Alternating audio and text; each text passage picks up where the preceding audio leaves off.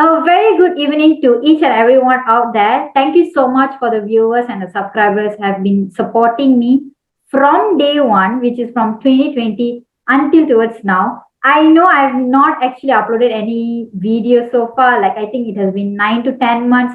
So I took a very long break to re-strategize my entire YouTube channel itself. So now I have strategized my YouTube channel focus, which is I'm going to focus a lot more on audit, where I'm going to talk a lot on external audit and internal audit topics so that you know what is audit all about in the practical manner and what are the questions that you need to know about audit. So today we have an amazing speaker. Okay. He has been, I would say, a legend in the LinkedIn itself for internal audit. Before we go into the guest speaker for today, I want to share a little bit about myself.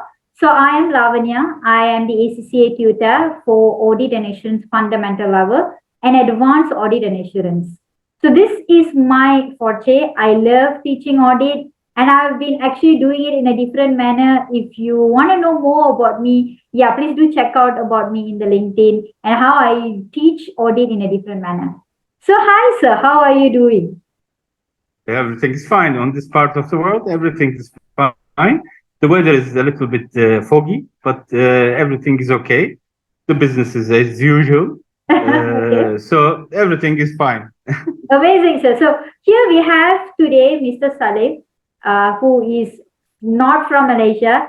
So he'll be talking about himself, how he started his journey from his work until towards now. What is he currently doing? So go on, talk about yourself because none of us know about you. Okay. Actually, I'm 53 years old. I completed my entire education in Turkey after studying political science and international relations at university. I did my MBA also. Then my adventure began in the private sector. First, I started my career as an auditor, like yourself, in Arthur Andersen. Then I worked in Turkey's dominant sectors, such as textile, iron and steel, construction, and petroleum. I worked for a very short time in a non-audit position at the other side of the table, other than internal audit, as a finance manager in a major FMCG firm in Egypt. So it was the only position in my entire working life that's where I sit on the other side of the table that time. Finally, now I work in the audit department of a large retail group operating all over the world in a global sense. What I can tell you about myself, I gained my experience in many sectors and different locations in the world in my working life. Learning something never stops, actually, it never stops. I started working in internal audit profession. Compared to 25 years ago, it is very different now. I mean, when I started this profession, the main focus was on only financial manners, financial operations. But now, audit approach that covers all the company's activities and operations. All the activities are adopted. So even outside of the company related to customers or suppliers are also in the scope of internal audit. After that, what can I say? I have written 2 books about internal audit. One of them is, for me, very important tool for internal auditors about internal audit checklists, because it's one of the major primary tools that we use in our daily work. And my latest book is about complete guide about internal auditors. I explained from A to Z all of the operational audit aspects of the profession. What can I say? This can only say about myself. But lastly, I want to thank you about giving me a chance to transfer my experiences and express myself in your community, in your students, to your students. That's all I can say. Thank you so much, sir. I think I should be thanking you to accept my offer. I know you are a very busy person. You have a lot of things on your plate, but you still, give me the time to want to share to the students here, and not only in Malaysia, but internationally as well. So let's get started for today's session, sir. So Sure. today we are going to have a very casual session where I'm going to ask you questions and you're going to answer the questions. And if you feel that you want to address certain things, for the benefit of the working adults out there and also for the younger generation, you can also address them there. Okay. Okay. My Sure. very Sure. first Do. question, sir. Okay. What is the Okay. difference between internal auditor versus an external auditor? Ah, it looks like similar, but there are some major differences between internal audit and external audit. I did both of them, and I'm doing the internal audit part for the last 20 years. But external audits, and the internal audit, two distinct types of audits in organizations. If I can say, external audits are conducted by independent audit firms that are external to the organization or the companies being audited.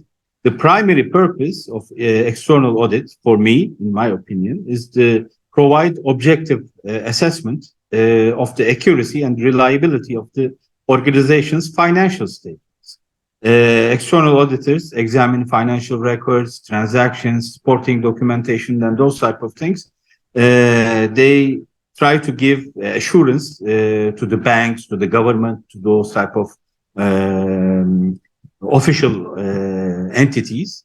The scope of external audit is typically determined by auditing standards and the legal requirements. But on the other hand, internal audits are a little bit different.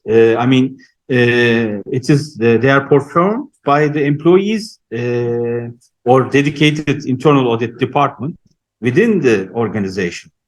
That's us. I mean, the internal audit function, it's an independent, objective assurance and consulting service that we give.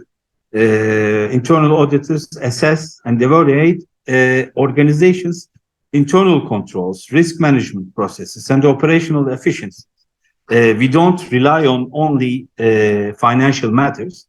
For us, it is the all operations going on inside the company. It's all within our scope.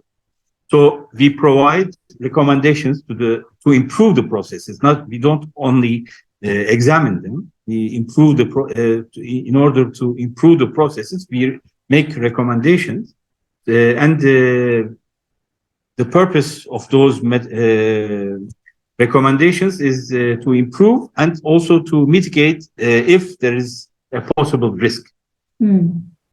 Okay.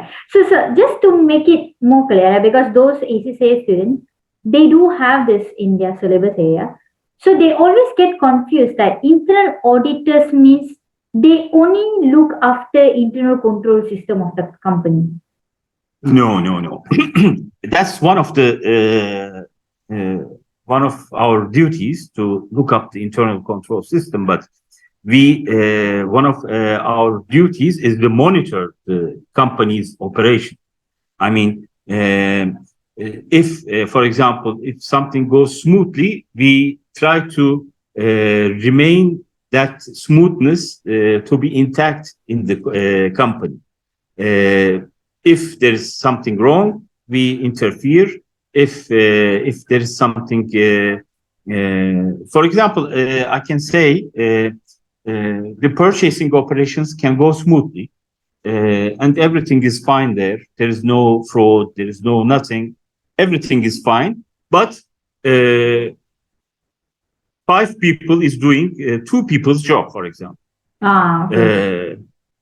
There is an efficiency problem. So we interfere and we make recommendations to do this, to do that, and to the upper management. We give recommendations how to do the business in a more efficient way. Not only we audit and we control things and stuff like that. The efficiency is also important for us. Yeah, it's like a consultant. Exactly. Yeah. Exactly. Okay, thank you so much, sir. So I have my second question, which is becoming more apparent now, I guess. What are the practical aspects of computer system control, including like the general IT controls and also the Mhm. information processing controls? I see. I see. I mean, IT, we can divide into two parts that you mentioned. One of the, we can say that general IT controls focus on the overall management and governance of an organization, IT environment. And the other one, information processing controls, are a little bit different. These controls specifically focus on the processing, storage, transmission of data within the computer system. So there are two parts. But what do I mean about that? There are IT policies, procedures, practices that ensure the effective and secure operations of IT systems.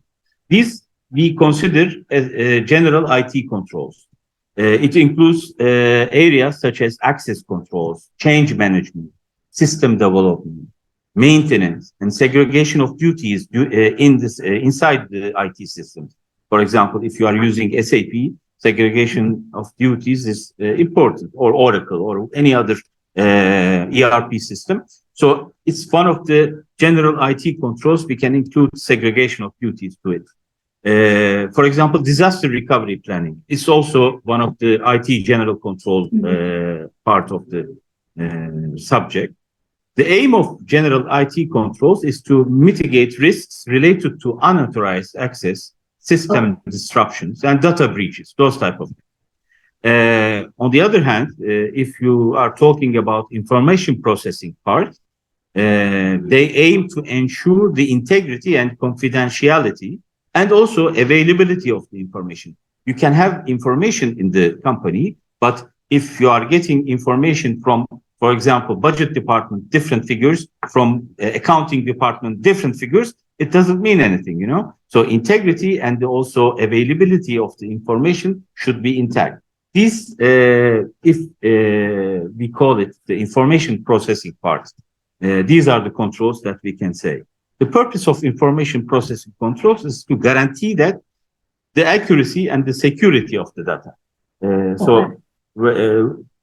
Whenever or wherever you get the information, it should be accurate and secure. Okay, so it's basically one is very general, another one is specifically. Exactly. Yeah. You can say one of them is the general package of the IT. The other one is the inside of IT. I mean, if you say, for example, if you are using SAP, SAP should be secure.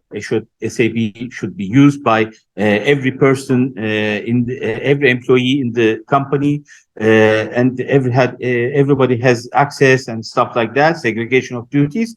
But inside that SAP, the knowledge and the information inside the SAP is related to information processing. Yeah. Okay. Yes, that's how it is. Okay. So my third question, sir. How does the internal control system helps to prevent fraud or error from happening in a real case scenario? Probably we can take an example, sir, from your experience that you have worked before. Yeah, sure. I talk about the fraud cases a lot. Fraud prevention is important part of our job. It's not our main responsibility to fight fraud as internal auditors. There are certified fraud examiners in those cases, but one of our responsibilities is to fight it effectively, especially in the internal control part of the system in the companies. So I can say there are four main superpowers, if I tell you in that part. One of them is, as I mentioned, segregation of duties. Okay. As everyone knows, if you give one person too much power, things can get complicated. Exactly. In any case, in the government also it is like that. I think, politicians is one of the example, right? Exactly. In the companies, it's the same. So what we do, we try to assign different tasks to different employees. it becomes harder for bad guys to pull off fraudulent activities. For example, separating the roles of initiating, authorizing, and recording transactions, for example, it makes it tough for the fraudsters to do sneaky things, you know.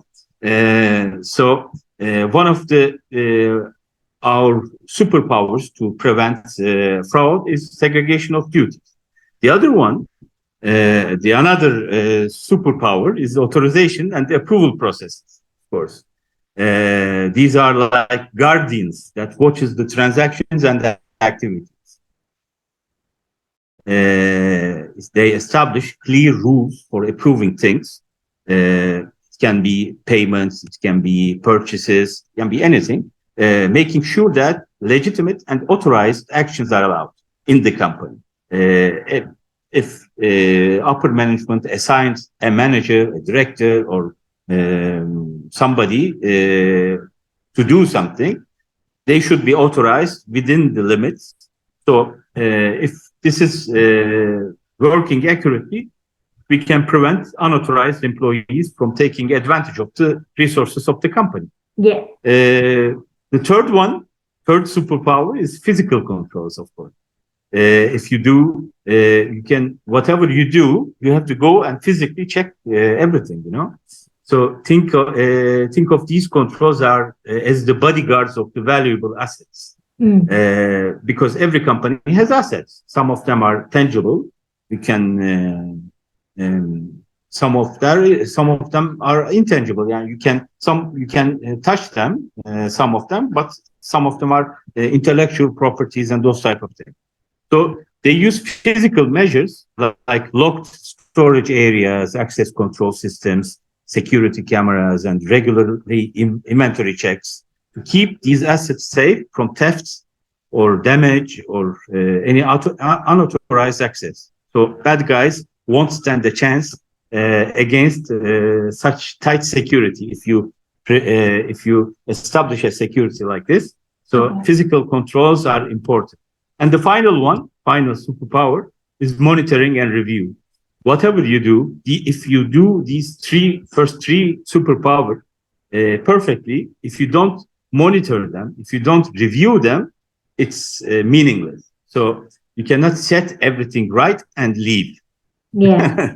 So you should monitor and review periodically. These controls are the detectives of the organization, always on the lookout for any suspicious activities. It can be fraud, or it can be error, it can be some mistakes and stuff like that.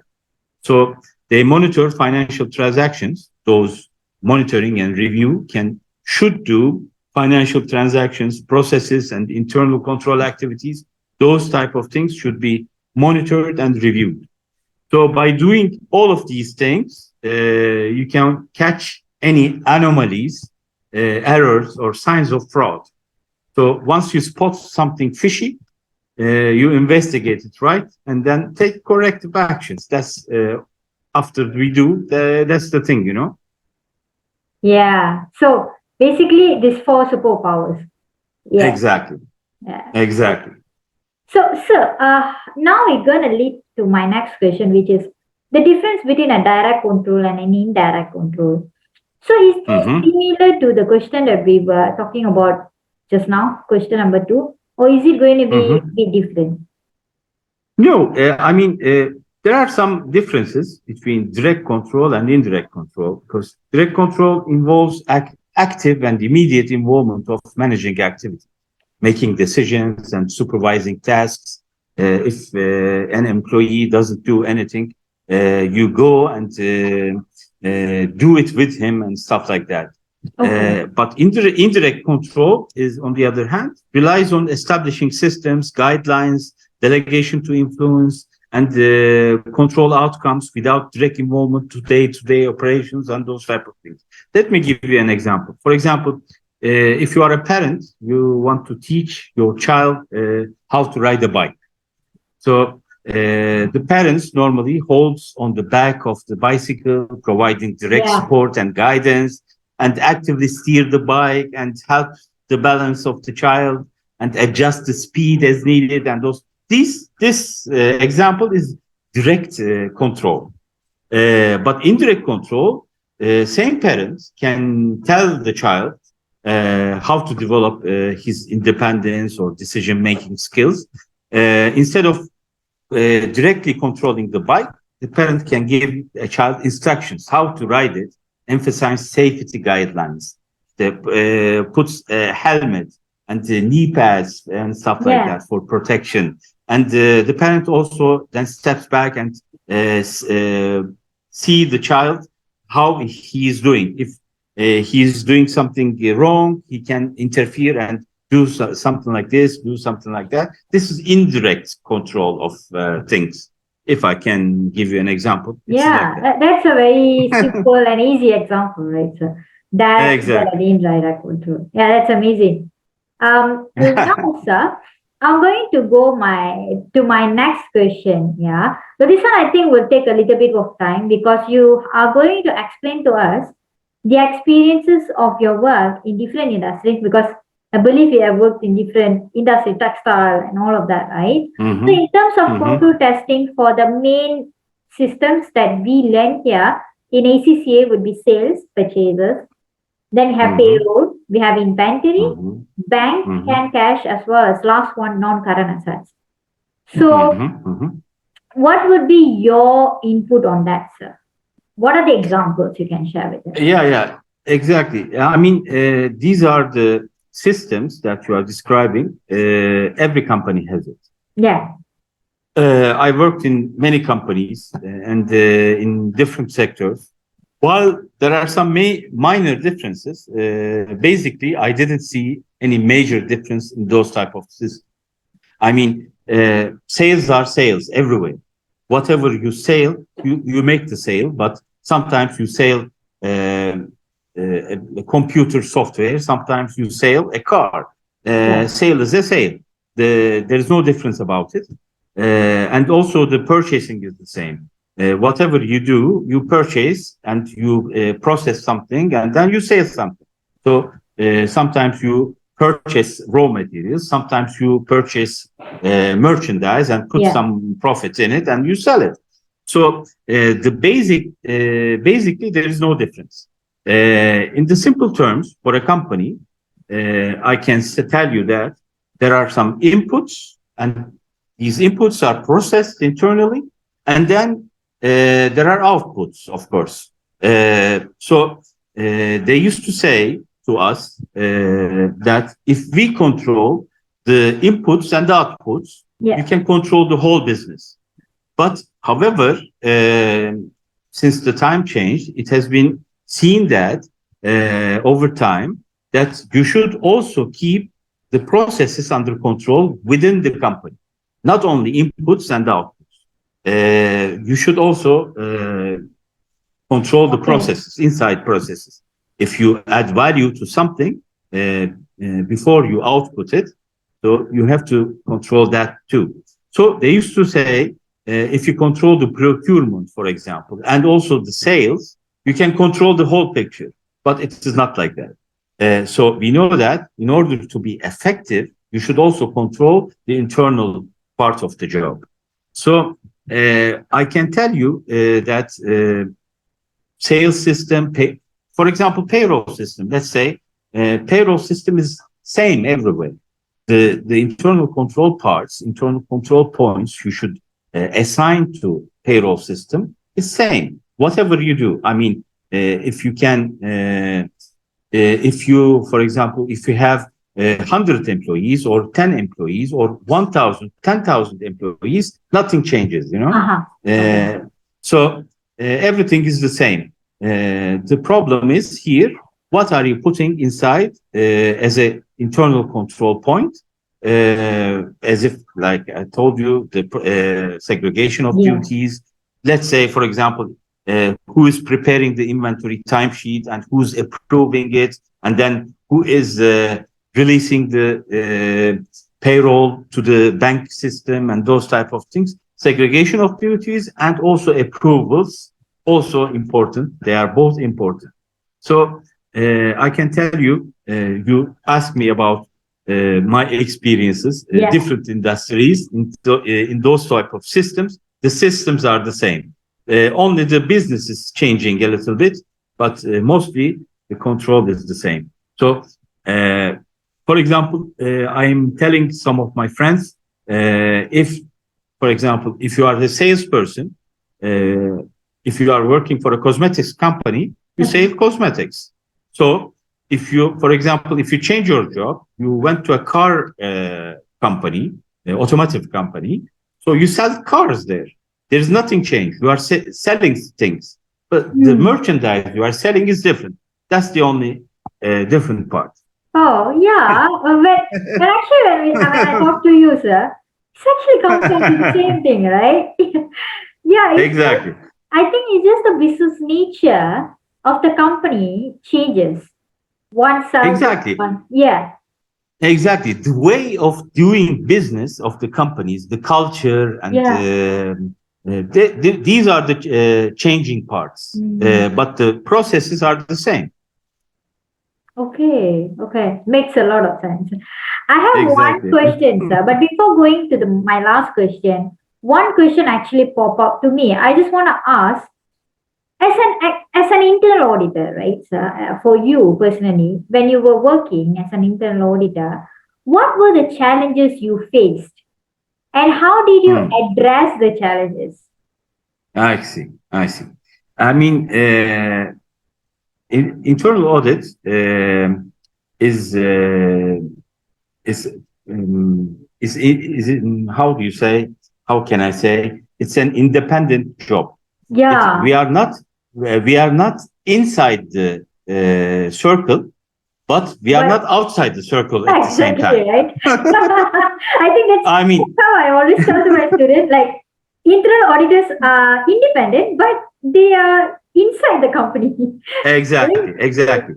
Yeah. For example, if there is any marketing decision, for example, they want your company wants to go to a new market, new country, for example, to sell Okay. something, and they have marketing people, they have sales people, they have top management people. They all sit and decide how to do things, how to sell their who to sell, and those type of things.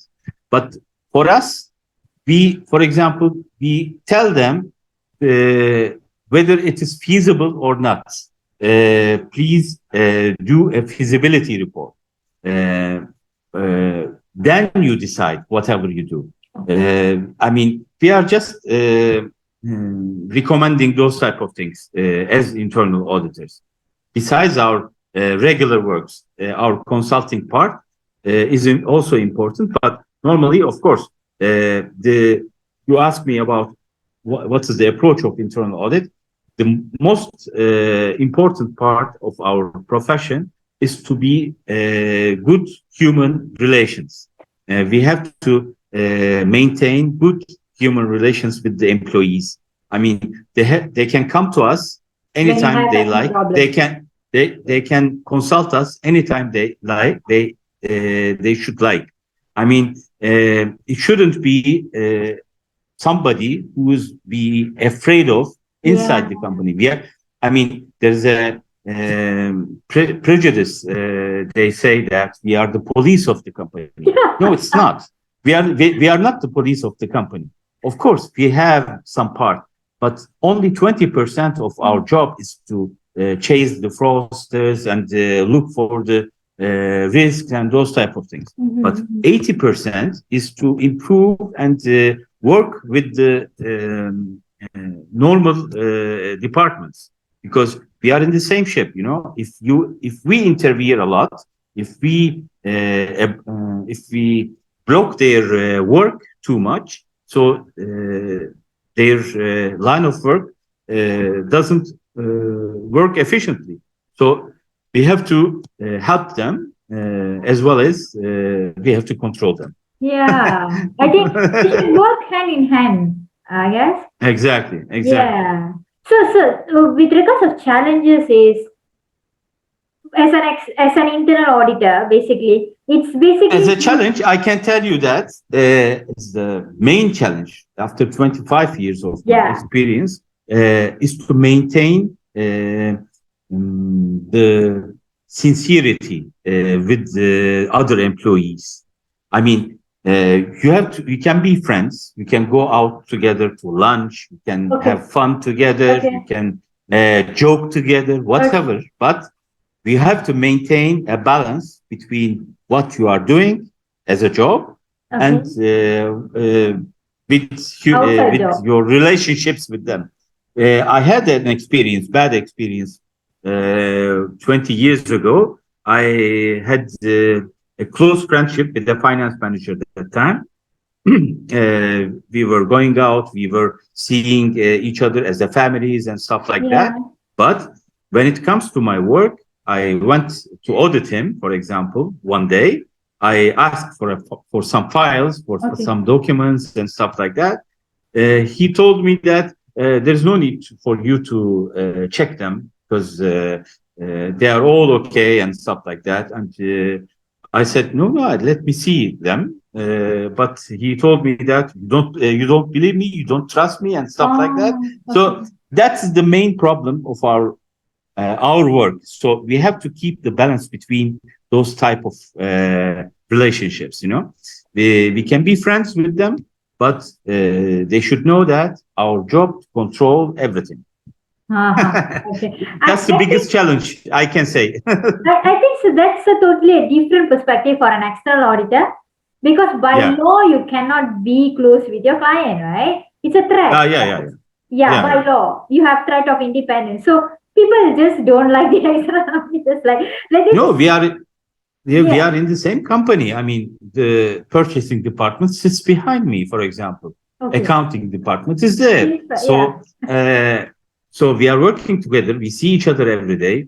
We know what our operations are, what are our challenges are. If something goes wrong, everybody can hear anything. So if your relationship with them should be a balanced way, you know. Uh-huh. So how do you overcome that, sir? How did you overcome that challenge when you have this, right? That was a big one. That time, so I learned a lesson that I should be a friend with somebody, but I should give a message to anybody I'm getting close with inside the company that if it comes to my job, I will. There Be is no very yeah. boundaries there. Yeah.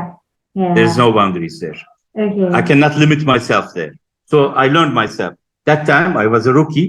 I was only three or 5 years old Yeah, that time. understandable. So then my manager that time, Okay. they told me that you should do this, you should do that, and stuff Uh-huh. like that. So I said, okay, yeah, I learned my lesson. Okay, okay. That's amazing, sir. Thank you so much. So, my last question for today, if anyone aspires to be an internal auditor, what are their Mhm. practical steps to work on now itself? Let's say they are a student, right? I What see. do they I do? mean, I can give you two advices. I mean, in general, I can give you two main advice. First of all, gain the relevant education and knowledge. That's the first step. Consider obtaining certifications such as certified internal auditor and those type of certifications, which is our important in our profession, is highly recognized in the industry, of course. The second one, I can tell you to look for the practical experience, gain practical experience in auditing or related fields. Look for internship, for example, Mhm. opportunities in auditing firms or internal audit departments of the companies and those type of things. Because we, as internal auditors, uh, I can tell you that we know everything about the company because we are going everywhere in the company. We know accounting, we know sales, we know inventories, we know warehouse, how to, every operation we know inside the company. But in order to examine them in order to find out what is wrong going on, you have to have some experience. So knowledge is sometimes is not enough. So you have to gain some experience. So the last thing I can tell you that whatever you do, I can say, pay attention to human relations. Of course, internal control systems are important, but we are dealing with people. Let's not forget about it. Internal auditors rely on effective communication to gather information, to convey audit findings and recommend improvements. That's all about human relations. So if you have strong human relations, if you have those type of skills, so you can communicate clearly, you can listen actively. That's also important. And understand the perspectives and the concerns of the others, because we are not alone who is going to fix things, we have to listen the problems, we have to listen the other point of views of the people, our shareholders in the company. Like, for example, if a purchasing manager has concerns, has some deficiencies about in his system, but he's telling us how to fix it. For example, his opinion, he's telling us, we have to listen to it. We don't, if it is not exactly, it is not always similar by the book. You cannot read the book and apply it all the way, and you cannot avoid that human part. You have to listen. One of the important parts of our profession is listening. So all I can say, according to my experiences of 25 years, if the technical part of the job is 40%, I can say the human relation part is 60%. Wow, that's a lot. Yeah, exactly. 40%, anybody can learn it. Anybody can go to school or take some courses, or you can learn it. The technical part, you can learn it. But human relations, it will take time. I totally agree with that. I think, sir, it's not only in this field. I think every field, it's a major part is the human relation, right? Exactly. I think that's a very beautiful thing. Even I am learning a lot about human beings, how to engage, how to understand them, and all of that. Yeah, you have beautifully said, sir. Thank you so much for all the questions and the answers. No problem. Do you have final words, sir, you want to share with the working adults out there, or the students who are just joining into this field, or fresh graduate? I mean, internal audit profession is a good profession. I mean, if they want to,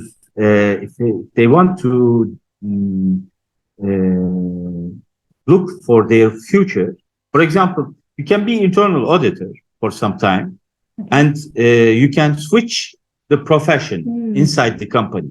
It's easier because that time you will have some time to learn everything in the company, and you can choose according to your character, according to your wishes. For example, if you want to be a finance manager, you can be finance manager. That time it will be better for you because you will know everything about the company, how the company works, it will be easier for you. So my advice is you can be internal auditor. If you don't like internal audit, you can switch anytime you like. Okay. Yeah. That's amazing, sir. I think that sums up the whole entire session for today. I'm really, really grateful to have you in my session. I really learned a lot. I hope the audiences will also learn a lot. Is there anything else, sir? Do you want to wrap it up? No, thank you very much. I was excited a little bit that time. My language can be mixy a little bit, but sorry for that. But I think I expressed myself so everybody can understand it, especially the newbies and the rookies and those type of new students who is going to the profession, who wants to go to the profession, what are they going to deal with? They have an idea, I think. I Yeah. guess. Thank you so much, sir. I really enjoyed today's Thank you. session. Thank So you very much. I'll meet you again probably with another topic very, very soon. Inshallah. I Thank hope you so so. much I for hope your time. so. Yeah. I hope so. Take care, sir. Bye. Take care. Bye bye.